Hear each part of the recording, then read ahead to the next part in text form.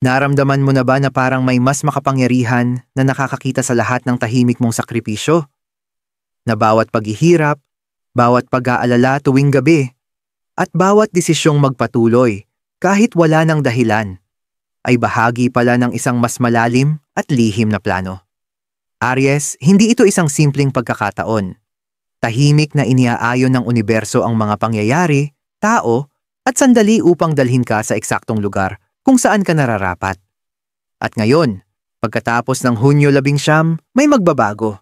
Hindi lang basta gumagalaw ang mga bituin, direkta silang nangungusap sa'yo. Kung matagal ka nang naghihintay ng senyales, ito na yon. May kakaiba sa hangin, Aries.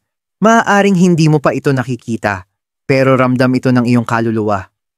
Yung tahimik na pag-vibrate, yung hindi maipaliwanag na pagkabahala, yung bulong na nagsasabing may malaking pagbabagong paparating. Dumaan ka na sa mga panahon kung saan napakahirap kumapit sa pag-asa. Ngumiti ka kahit may sakit, nagtrabaho ka sa katahimikan, at bitbit mo ang mga pasaning walang ibang nakakaalam. At kahit ganoon, hindi ka sumuko. Para sa maraming Aries, lalo na sa mga nasa malalayong bansa, nagtatrabaho ng mahabang oras para suportahan ang pamilya sa Pilipinas, parang kinalimutan na kayo ng universo. Pero ang totoo, pinagmamasdan ka nito. Bawat pagkakaantala ay paghahanda. Bawat pagkadismaya ay pagliko sa tamang direksyon. At ngayon, pagkatapos ng Hunyo 19, ang mga bituin ay sa wakas pumapabor na sa'yo. Hindi lang ito basta swerte. Isa itong kosmikong panawagan. Nakaukit sa mga bituin ang pangalan mo, Aries. At ito na ang sandaling magsimulang lumiwanag ang mga ito para sa'yo. Kosmikong pagbabago pagkatapos ng Hunyo 15. May mga sandali sa astrolohiya na parang tadhana mismo ang naghihintay ng tamang oras upang magpakita. At ang Hunyo 15, 2025 ay isa sa mga sandaling iyon. Para sa Aries, hindi lang ito basta petsa sa kalendaryo. Ito ang simula ng isang kosmikong pag-activate na matagal nang hinuhubog ng universo. Sa araw na ito, magaganap ang isang bihirang planetary alignment kung saan si Jupiter, ang planeta ng pagpapalawak at swerte, ay lilipat sa isang paborableng posisyon kasama si Mars, ang planetang namumuno sa Aries. Malakas na ito sa sarili nito, pero hindi pa dyan nagtatapos. Ang North Node, na kumakatawan sa kapalaran at layunin ng kaluluwa, ay makiki-align din ng malapit sa enerhiya ng Aries, nabubuo ng direktang koneksyon sa pagitan ng iyong layunin sa buhay at sa daloy ng kasaganahan mula sa universo. Ang ganitong mga alignment ay bihirang mangyari, at kapag nangyari man, hindi ito para sa lahat. Mahalaga ito dahil ang Aries ay dumaan sa matinding espiritual na pagsubok sa mga nakaraang cycle. Pinilit ka, tinubok, pinagdaanan sa matitinding hamon. At ngayon, handa na ang universo na gantimpalaan ka, hindi ng basta swerte, kundi ng tiyak na kasaganaan. Para sa mga Pilipinong tahimik na nagsasakripisyo sa ibang bansa, nagbigay ng kabataan para sa pamilya, at tagapagdala ng mga pangarap ng buong henerasyon, ang enerhiyang ito ay may espesyal na mensahe. Hindi nawawala ang gantimpala mo. Naghihintay lang ito ng tamang alignment, at ang alignment na iyon ay magsisimula na. Mula Hunyo 19 at sa mga linggo kasunod nito, maaari mong mapansin ang kakaibang linaw sa iyong isipan. Ang mga oportunidad na dati tila nakakandado ay unti-unting magbubukas. May mga taong matagal mo nang hindi naririnig ang maaaring biglang lumapit. Dala ang alok, pakikipag-partner, o impormasyon na babago sa pananaw mo. Maaaring bigla itong dumating, pero ang totoo, ito ay bunga ng mga tao ng tahimik na paghahanda. At dapat mong maunawaan, hindi ito pansamantalang swerte. Isa itong portal, isang pintuan, isang daan patungo sa pangmatagalang pagbabago kung handa kang tumawid. Pero ito ang mahalaga. Hindi ka pipilitin ng universo. Ibubukas nito ang landas, pero ikaw ang kailangang maglakad dito. Ang enerhiya mo mula Hunyo 19 hanggang Hulyo 10 ay magiging parang magnet. Kapag ikaw ay aligned, may tiwala sa sarili, at matapang, mas maraming biyaya ang lalapit sa'yo. Dito na dapat muling mag-alab ang apoy ng Aries. Hindi ka hinihikayat na umasa ng bulag. Hinihikayat kang maniwala ng buong tapang. Hindi malayo sa'yo ang mga bituin. Nakikipag-usap sila sa'yo, Aries, malinaw, makapangyarihan, at direkta. Pagkatapos ng Hunyo 19, magsisimula ang bagong kabanata ng iyong kosmikong kwento. At ito ay may dalang potensyal ng yaman, pagkilala, at malalim na kaganapan sa loob mo. Ito ang pagbabagong matagal mo nang hinihintay. Yung pagbabagong alam na ng iyong kaluluwa, at paparating na, bakit ang Aries ang piniling zodiac sign. Hindi lahat ng zodiac signs ay kayang harapin ang apoy. Hindi lahat ay kayang tiisin ang matinding pressure, kaguluhan, at mga tahimik na landas. At pagkatapos ay muling bumangon. Pero ikaw, Aries, isinilang ka para dito. Ikaw ang unang tanda ng zodiac sa isang malinaw na dahilan. Ikaw ang may dala ng enerhiya ng mga simula, ng mga biglaang tagumpay, ng tapang kahit sa gitna ng kawalang katiyakan. Kaya naman kapag ang universo ay nangangailangan ng isang mandirigma, isang leader, isang tagapagbukas ng daan, lagi nitong tinuturo ang Aries. Sa kulturang Pilipino, makikita rin natin ang parehong lakas sa matatapang na kababaihan at kalalakihang iniiwan ng kanilang tahanan para bumuo ng kinabukasan para sa kanilang pamilya. Mga OFW na buong tapang na nagtatrabaho sa ibang bansa. Mga negosyanteng nagsimula sa maliit kahit limitado ang yaman. Mga ina at amang walang sawang nagtatrabaho sa katahimikan. Hindi para sa papuri, kundi para sa pagmamahal. Yan ang Aries. Kaya ang kosmikong gantimpala na ito ay hindi aksidente. Ito ay premyo para sa iyong katatagan. Sa mga nakaraang taon, ang Aries ay dumaan sa tahimik na pagbabago. Ang mga pagsubok ay hindi parusa, kundi pagsasanay. Ang mga pagkaantala ay hindi pagtanggi, kundi paghahanda. Hinubog ka ng universo upang maging isang taong kayang humawak ng mas marami, mamuno ng mas matatag, at tumanggap ng mas malaki. Maaring naramdaman mong tila nakakalimutan ka. Na parang umaabante ang iba habang nananatili kang nakatigil. Pero ang hindi mo nakita ay ang espiritual na lakas na unti-unting nabubuo sa ilalim ng lahat. Habang ang iba ay nagmamadaling umusad, ikaw ay iniestratehiya. At ang tamang posisyon, mas mahalaga kaysa sa bilis. Ngayon, muling ibinabalik ng universo ang tingin nito sa'yo. At ang nakikita nito ay isang taong handa na. Hindi lang tumanggap ng biyaya, kundi panatilihin ito. Dahil ang Aries ay hindi lang naghahangad ng sandaling tagumpay. Gusto mo ng pundasyong pangmatagalan. Ikaw ang pinili ng mga bituin ngayon dahil nakikita nila ang paglago mo.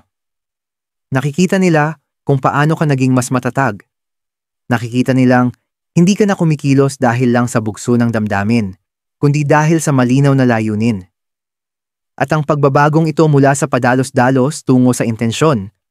Iyan mismo ang dahilan kung bakit dumarating ang iyong gantimpala pagkatapos ng Hunyo 19. Ang tapang mo ngayon ay hindi na para lang patunayan ang sarili mo, kundi para tuparin ang iyong misyon. At ito ang katotohanan. Maaaring hindi maintindihan ng ibang tao ang paglalakbay mo. Maaaring sabihin nilang sinuwerte ka lang kapag nagsimulang magbukas ang mga pinto. Pero ikaw, alam mo ang totoo. Alam mong ikaw ay hinubog, hinanda, at pinili. Ang jackpot na paparating ay hindi lang tungkol sa pera. Ito ay tungkol sa pagpasok sa lugar na para talaga sa'yo. Sa susunod na antas ng buhay mo. Sa buhay na matagal nang alam ng kaluluwa mong para sa'yo. Kaya kung pakiramdam mo ay may nagbabago sa'yo nitong mga huling araw, kung ang diwa mo ay tila may gumigising, ito ay dahil hindi ka na ang dating ikaw. At ang mga bituin, nakikita na nila ito, kaya kanila pinili. Ano ba talaga ang ibig sabihin ng jackpot? Kapag narinig ng mga tao ang salitang jackpot, kadalasan ang naiisip agad nila ay pera. Bigla ang yaman.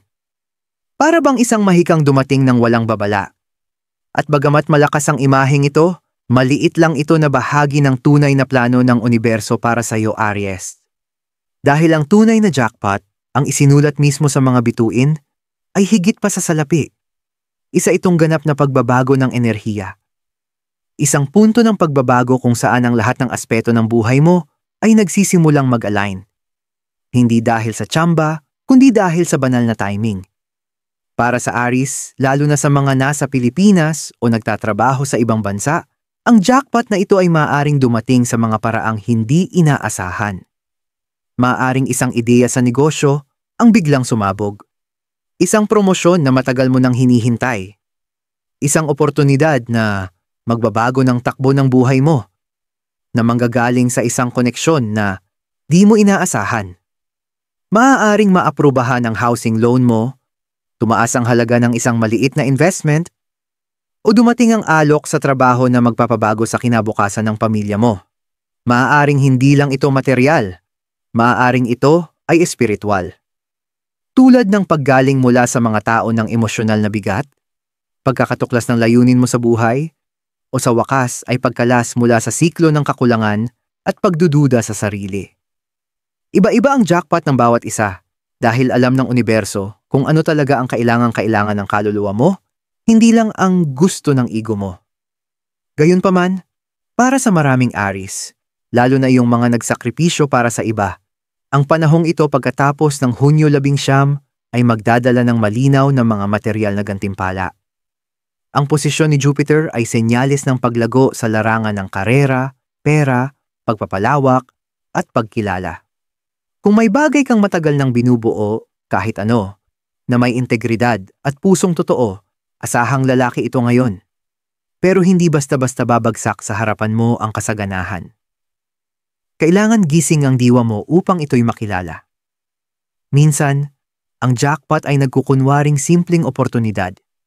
Isang kaswal na pagkikita. Isang pintuang bahagyang nakabukas. Kailangan mong maging handang pumasok. Maaaring makatanggap ka ng biglaang email. Maaaring sa wakas ay lumabas na ang naantalang bayad. Maaaring ang negosyong matamlay ay biglang umangat. Maaaring ang tulong ay dumating mula sa mga taong di mo inaasahan. At kapag nangyari ito, tandaan, hindi ito aksidente. Ito ay bunga ng lahat ng espiritual mong puhunan. Nagtanim ka gamit ang pananampalataya. Naghintay ka sa katahimikan. Ginawa mo ang inner work kahit wala kang nakikitang pagbabago sa labas. Kaya ngayon, ang mga bituin ay nag-a-align, hindi upang bigyan ka ng kung ano lang, kundi upang ibalik ang kung ano talaga ang nakalaan sa iyo sa tamang oras. Ang jackpot ay hindi lang tungkol sa yaman. Ito ay tungkol sa kalayaan, sa seguridad. Sa wakas ay pakiramdam na hindi ka na lang basta nabubuhay para makasurvive, kundi tunay na nabubuhay. At Aries, pagkatapos ng Hunyo 19, magsisimula ng lumantad ang buhay na iyon. Unti-unti, biyaya sa biyaya, tagumpay sa tagumpay. Mga palatandaan na ikaw ay naka-align na sa enerhiya. Hindi lahat ay makakaramdam ng pagbabagong ito. Hindi lahat ay bukas na tanggapin ito. Pero Aries, kung matagal mo nang nararamdaman ang kakaibang kilig sa loob mo, isang tahimik na kasabikan kahit wala namang malinaw na dahilan, iyan ang unang senyales. Nakikipag-usap na sa'yo ang mga bituin. Inihahanda ka na nila. Ang alignment ay hindi tungkol sa pagiging perpekto. Ito ay tungkol sa pagiging gising at narororoon sa kasalukuyan. Kapag nagsisimula ng kumilos ang universo pabor sa'yo, ito ay bubulong muna bago sumigaw. Narito ang ilang senyales na ikaw, bilang Aries, ay naka-align na sa enerhiya ng jackpot na darating. Pagkatapos ng Hunyo 19. 1. Nakakaramdam ka ng kakaibang pagkasabik. Hindi ito kaba, kundi kahandaan. Parang ang espiritu mo ay naglalakad-lakad sa loob. Naghihintay sa isang bagay na alam mong malapit na. Hindi ito pagkabahala, ito ay pag-activate. Ikalawa, nagsisimula kang bitawan ang mga bagay na hindi na akma sa buhay mo. Walang drama, walang paliwanag. Mga tao, gawi o lugar na dati mong kinagigiliwan ay bigla na lang parang pabigat. Hindi mo sila tinutulak palayo dahil sa galit, kundi dahil hindi na sila tugma sa bagong ikaw. Iyan ay alignment. 3. Iba na ang takbo ng mga pangarap mo. Lumalawak ang pananaw mo. Nagsisimula kang mangarap ng mas malaki. Kahit wala ka pang konkretong plano, nagsisimula nang dumating ang mga ideya. Iyan ay ang iyong intuition na bumubukas sa posibilidad. 4. Nakakakita ka ng mga paulit-ulit na simbolo. Mga numerong gaya ng alas 11:11, alas 2:22, o panaginip na sobrang makatotohanan. Mga random na pag-uusap na eksaktong tumatama sa iniisip mo. Iyan ay mga synchronicities. Personal mong mensahe mula sa universo. 5. Mas lumalalim ang iyong emosyon.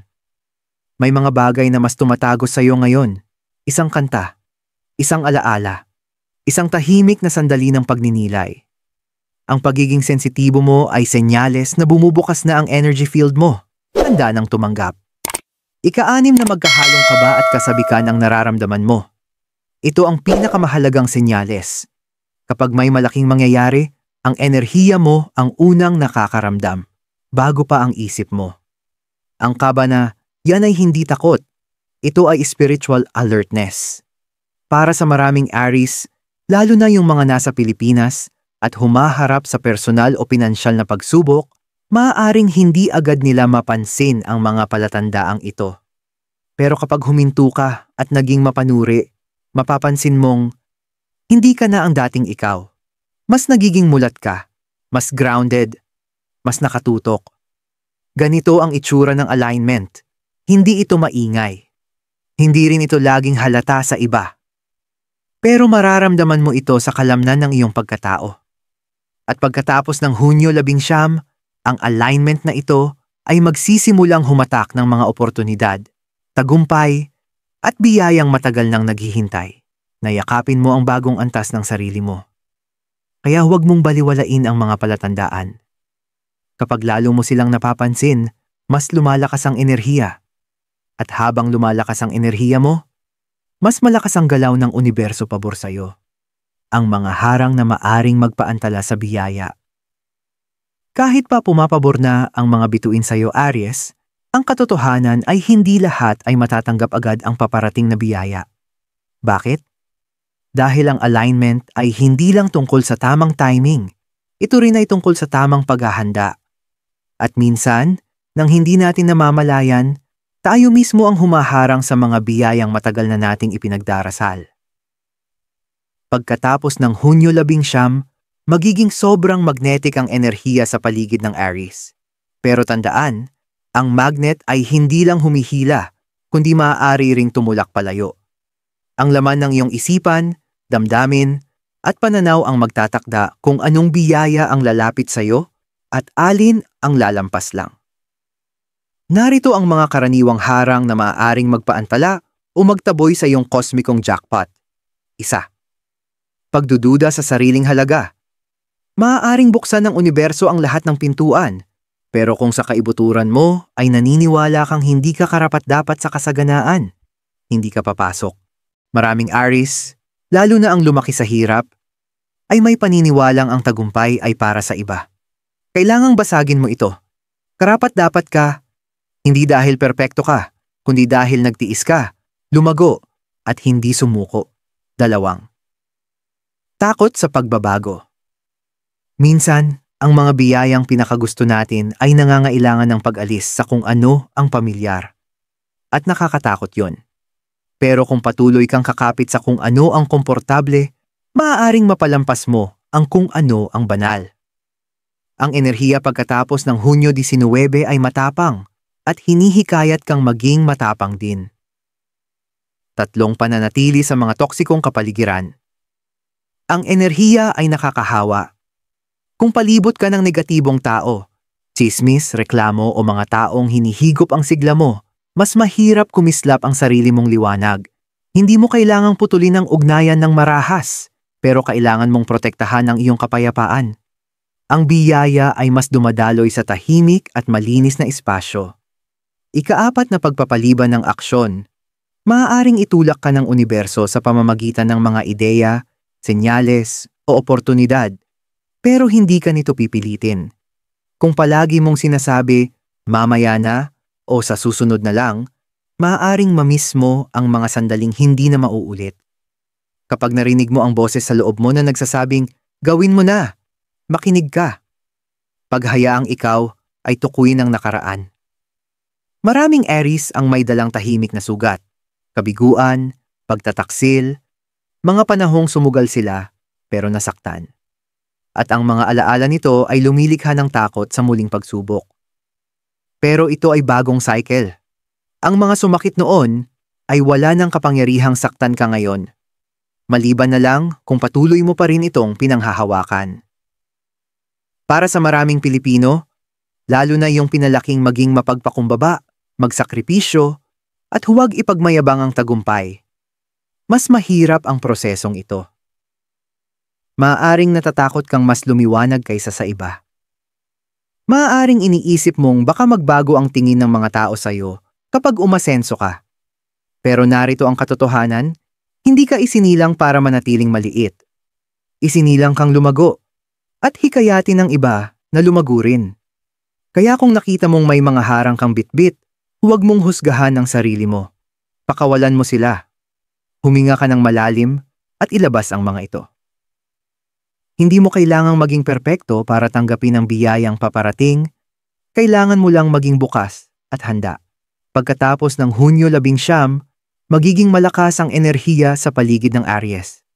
Pero tanging ang mga handang emosyonal, mental, at espiritual ang tunay na makakatanggap nito ng buo. At maaari kang isa sa kanila. Ang dapat mong gawin mula Hunyo 20 hanggang Hulyo 20. Ang panahong ito, mula Hunyo 12 hanggang Hulyo 12, ay hindi basta-basta. Isa itong banal na yugto ng oras. Isang kosmikong pagbubukas kung saan ang mga bituin ay hindi lang basta nag-a-align sa teorya, kundi sa realidad.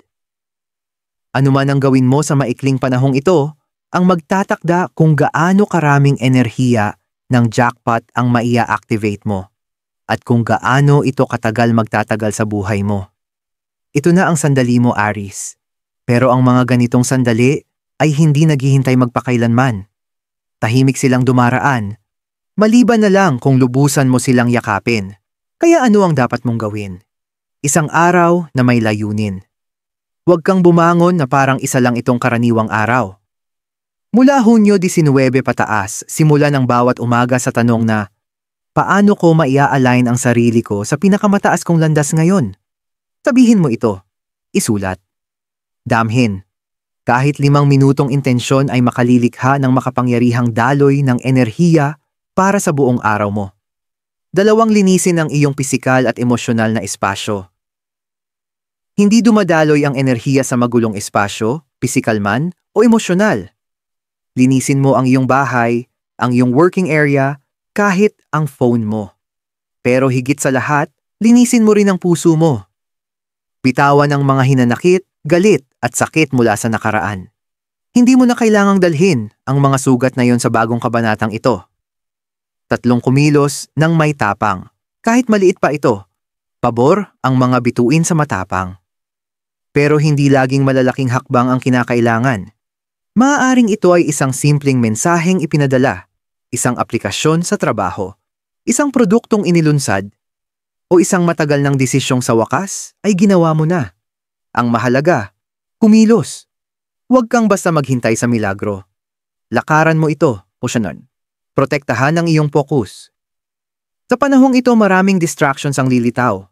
Takot, pagdududa at problema ng ibang tao ay maaring hilahin ka palayo sa landas mo. Sabihin mo ang hindi. Ito ang oras mo. Patayin mo ang ingay kahit panandalian. Ang enerhiya mo ay kailangang nakatuon, hindi nagkakalat. 5 banggitin ng tagumpay at kasaganaan sa iyong buhay. Ang salita ay parang orasyon. Ang binibigkas mo ay nagiging katotohanan mo. Palitan ang mga katagang, sana may magandang mangyari, nang handa na akong tanggapin ang inihanda ng universo para sa akin. Magsalita ng may paninindigan. Hindi ka nakikiusap, inuuwi mo kung ano ang para sa'yo. 6 na palibutan ng sarili ng positibong enerhiya. Ito ang panahon na iwasan ang pagtatalo, reklamo, o negatibidad. Manood ng content na nagpapalakas ng loob mo. Makipag-usap sa mga taong nagbibigay ng inspirasyon. Mag-meditate. Manalangin. Maglakad sa kalikasan. Anumang makapagtaas ng vibration mo ay magpapalakas ng daloy ng mga biyayang darating. 7. Magsabi ng oo kapag may bumukas na pinto. Minsan, ang hinihintay mong biyaya ay dumarating sa anyong hindi mo inaasahan. Huwag kang mag-alinlangan. Huwag mong i-overthink. Kung may bagay na sa pakiramdam mo ay naka-align, sabihin mong, oo. Ang universo ay ginagantimpalaan ang mga malinaw at mabilis na desisyon sa mga ganitong sandali. Para sa maraming ari sa Pilipinas, lalo na sa mga humaharap sa kawalan ng katiyakan, pagkakalayo sa mga mahal sa buhay, o limitasyon sa pananalapi, maaaring hindi pa rin ganap na malinaw ang lahat. Pero hindi kailangan ng ganap na linaw upang makagalaw. Ang kailangan ay pananampalataya. Hindi hinihiling ng universo na huwag kang matakot. Ang hinihiling nito ay magtiwala ka. Matagal mo nang bitbit ang mga pasanin. Matagal mo nang itinatanong kung darating pa ba talaga ang mga biyaya. Ngayon, narito na sila, pero kailangan mong makilahok. Ang kapalaran ay hindi pasibo. Tumutugon ito sa enerhiyang ibinibigay mo. Kaya ibigay mo ang buong puso mo, Aries. Humarap ka. Maging naroroon. Gumalaw ng may layunin. Hindi ito ang oras para magkubli. Ito ang oras para lumaban. Pangwakas na paalala mula sa kalawakan. Minsan, sa gitna ng ingay ng buhay, madaling makalimutan kung gaano ka talaga nakikita. Kung gaano ka lubos na binabantayan sa bawat hakbang. Pero Aries, hayaang paalalahanan ka ng mensaheng ito. Wala ni isang bahagi ng paglalakbay mo ang nasayang. Hindi ang mga gabing tahimik kang umiiyak. Hindi ang mga sakripisyong walang nakapansin. Hindi ang mga pangarap na ibinaon mo muna dahil mas inuna mong mabuhay. Hindi ka kinalimutan ng mga bituin. Tahimik ka nilang inia-align. Hinihintay ang eksaktong sandali na handa nang bumangon ang kaluluwa mo. At ang sandaling iyon ay ngayon na. Ang Hunyo 19 ay hindi lang basta petsa. Isa itong pintuan, isang pagbabagong espiritual. Isang banal na bulong mula sa universo na nagsasabing, handa ka na. Pero heto ang katotohanan na iilan lang ang tunay na makakaunawa. Ang biyayang ito ay hindi para patunayan ang kahit ano sa iba. Hindi ito para ipakita sa mundo kung anong kaya mong gawin. Ito ay tungkol sa pagyakap sa isang buhay na, sa wakas, nararamdaman mong tunay na sayo. Lumagpas ka na sa lumang bersyon ng sarili mo. Alam ito ng universo. Kaya darating ang mga bagong oportunidad. Mga oportunidad na tumutugma sa pag-unlad mo, hindi sa nakaraan mo. At kapag dumating na ang mga biyayang iyon, huwag mong pagdudahan. Huwag mo silang paliitin. Huwag mong tanungin kung karapat-dapat ka ba. Tanggapin mo. Tanggapin ng bukas ang mga palad. Tanggapin ng matatag ang puso. Tanggapin ng may kaalamang hindi ito dahil sa swerte, kundi dahil sa tahimik mong katatagan. Para sa bawat Aries na nanonood nito mula sa mga probinsya, sa mga silid ng OFW sa ibang bansa, sa mataong lungsod o tahimik na tahanan sa Pilipinas, alamin mo ito. Hindi ka huli. Hindi ka nakalimutan. At lalong hindi ka pangkaraniwan. Ikaw ay pinili. At alam ng mga bituin ang pangalan mo. Kaya kapag ang mga araw pagkatapos ng Hunyo 19 ay nagsimulang magbukas at unti-unting nagbabago ang buhay sa paraang tila sobra-sobrang ganda para maging totoo, huwag kang magulat. Maging handa ka. Dahil ito ay hindi lang basta season mo. Ito ang kumpirmasyon mo. Ang pagdating mo, ang jackpot mo. At ngayon pa lang nagsisimula ang universo. Outro, panawagan para sa aksyon.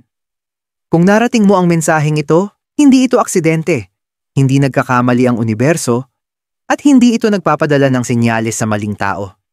Narito ka, nanunood nito, dahil may bahagi sa loob mo na matagal nang nakakaalam ng katotohanan. Dumating na ang panahon mo. Ngunit ngayon, may pagpipilian ka. Maaari mong hayaan na lang na matapos ang videong ito at bumalik sa paghihintay O maaari kang humakbang ng may linaw, may tapang, at may paniniwalang ang lahat ng ipinagdasal mo ay narito na. Abot kamay mo na. Huwag mong sarilinin ang mensaheng ito. Kung may kilala kang kapwa Aries, maaaring isang mahal sa buhay na nagtatrabaho sa abroad, isang kaibigang tahimik na lumalaban, o isang taong pinagdududahan ang sariling halaga, ibahagi mo ito sa kanila. Ipaalala mong hindi rin sila nakalimutan ng mga bituin. At kung tumagos sa puso mo ang mensaheng ito, mag-subscribe ka sa channel na ito. Dahil dito, hindi lang basta horoscope ang binabasa natin, tinutuklas natin ang tadhana. At ang tadhana mo, Aries, ay nagsisimula na ngayon. Hunyo 19 ay hindi simula ng swerte. Ito ang simula ng alignment. Huwag mong palampasin ito.